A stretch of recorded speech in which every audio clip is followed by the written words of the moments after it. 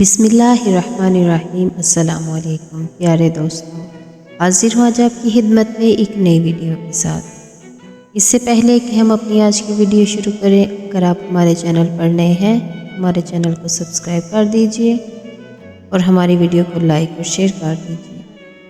بنا وقت ضائع کیے چلتے ہیں اپنی آج کی ویڈیو کی طرف۔ ہمارا آج کا ٹاپک ہے اللہ تعالیٰ عز و جل کی چند صفتیں۔ قاری عرب نے حضور اکرم صلی اللہ علیہ وآلہ وسلم سے اللہ تعالیٰ عز و جل کے بارے میں طرح طرح کے سوال کیے۔ کوئی کہتا تھا کہ اللہ تعالیٰ عز و جل کا نسب اور خاندان کیا ہے، اس نے ربوبیت کس سے میراث میں پائی ہے اور اس کا وارث کون ہوگا۔ کسی نے یہ سوال کیا کہ اللہ تعالیٰ عز و جل سونے کا ہے یا چاندی کا، لوہے کا ہے یا لکڑی کا۔ کسی نے یہ پوچھا کہ اللہ تعالیٰ عز و جل کیا کھاتا پیتا ہے، اور بہت سے سوال کیے۔ ان سوالوں کے جواب میں اللہ تعالیٰ عز و جل نے اپنے حبیب صلی اللہ علیہ وآلہ وسلم پر سورۃ قل ھو اللہ احد نازل فرمائی اور اپنی ذات و صفات کا واضح بیان فرمایا، اپنی معرفت کی راہ روشن کر دی اور کفار کے جاہلانہ خیالات کی طریقوں کو جن میں وہ لوگ گرفتار تھے اپنی ذات صفات کے نورانی بیان سے دور فرما دیا۔ ارشاد ہوتا ہے، ترجمہ کنز ایمان، تم فرماؤ وہ اللہ ہے، وہ ایک ہے، اللہ تعالیٰ بے نیاز ہے، نہ اس کی کوئی اولاد اور نہ وہ کسی سے پیدا ہوا اور نہ اس کے جوڑ کا کوئی۔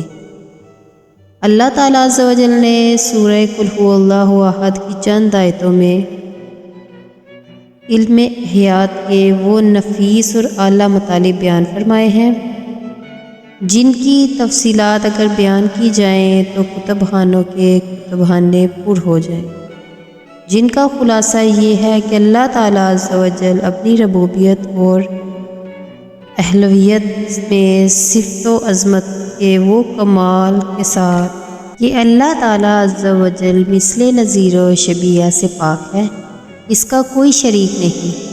وہ کچھ کھاتا نہ پیتا ہے، نہ کسی کا محتاج ہے بلکہ سب اس کے محتاج ہیں۔ وہ ہمیشہ سے ہے اور ہمیشہ رہے گا۔ وہ قدیم ہے اور پیدا ہونا حادث کی شان ہے۔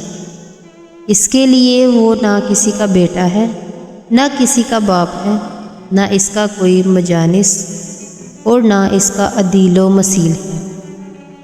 اس سورہ مبارکہ کی فضیلتوں کے متعلق بہت سی احادیث وارد ہوئی ہیں۔ اس کو تہائی قرآن کے برابر بتایا گیا ہے، یعنی اگر 3 مرتبہ اس سورہ کو پڑھا جائے تو پورے قرآن کی تلاوت کا ثواب ملے گا۔ ایک شخص نے حضور اکرم صلی اللہ علیہ وآلہ وسلم سے عرض کیا کہ مجھے اس سورہ سے محبت ہے، تو آپ صلی اللہ علیہ وآلہ وسلم نے فرمایا کہ اس کی محبت تجھے جنت میں داخل کر دے گی۔ اللہ تعالیٰ عز و جل ہمیں شرک سے بچائے، اللہ تعالیٰ عز و جل ایمان پر خاتمہ نصیب فرمائے اور ہماری توبہ قبول فرمائے۔ آمین صلی اللہ علیہ وآلہ وسلم۔